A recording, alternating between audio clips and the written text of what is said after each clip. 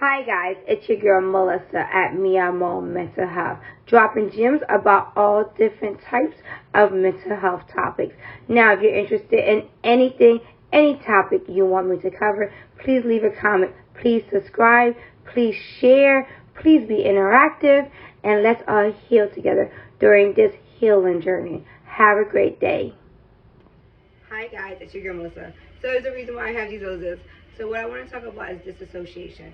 And I want to talk about this real quick because I have these roses in my hand. These roses been lasting for about 2 weeks, which is crazy because this is the longest I have roses for. But let me tell you something. As we talk about dissociation, right, I want to provide visuals for y'all so you understand the impact of what PTSD is and what dissociation is. But having a visual to explain a condition makes more sense versus just articulating it. Sometimes visuals are important. So let's look at the rose. As you see, the rays is holding it up. As you see, its border is still in here. And also, you see the roses are here. However, what you didn't see was that I actually had to put vitamins in here in the water to keep the water, to keep the roses going, shall I say, to feed the roses. And on top of that, I cut the stem of the roses so that way they can continue to, preserve themselves. Dissociation. What does dissociation have to do with the roses? So, what I'm saying is that when we start to disassociate, a lot of people are unaware of this, but when we start to disassociate, we do not fully feel connected in our body.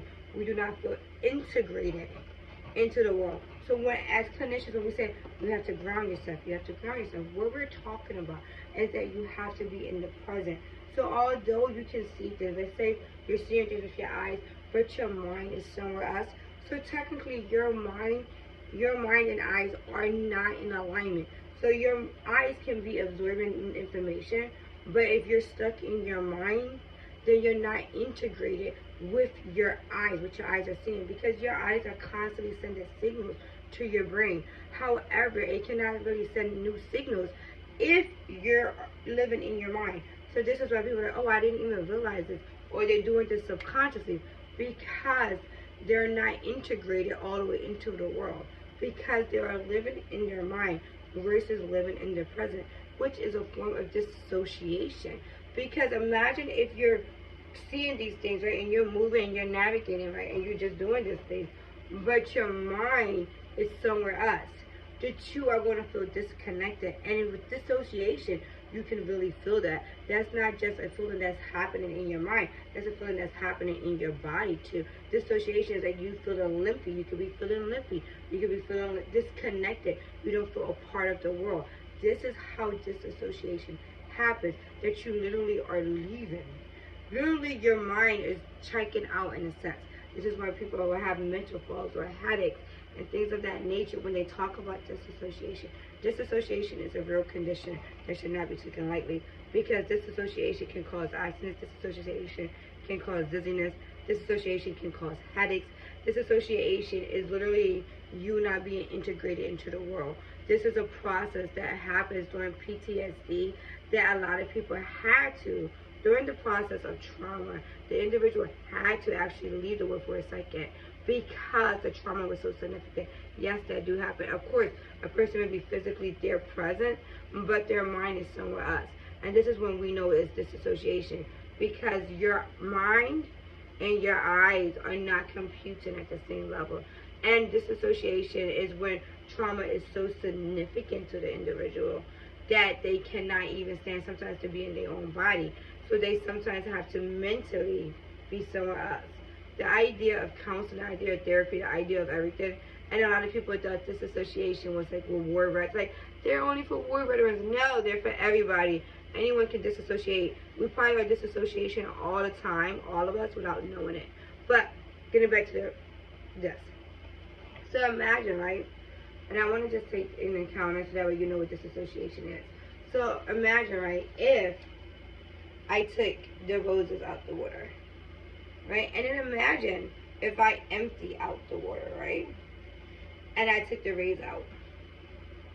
And let's say this is you, right? What is grounding you? What is holding you up? And I'm going to use the rays as the mind, right? Like your mind. And I'm going to use this as you. Okay? So, if this is you physically, right? And this is your mind in the rays, right? If the two are disparted, right? So physically you're here, but mentally you're somewhere else. And the water contact, I'm going to just use the water contact as a symbol for, what should I say? A symbol for feeding, right? Feeding. So, let's say I'm going to empty out the water so that way you can see.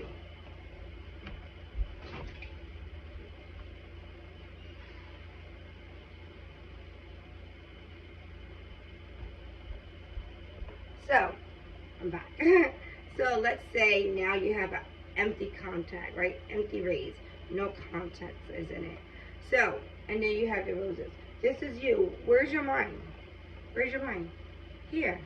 So your mind is here, but the roses is here. So we need you to be in here, right?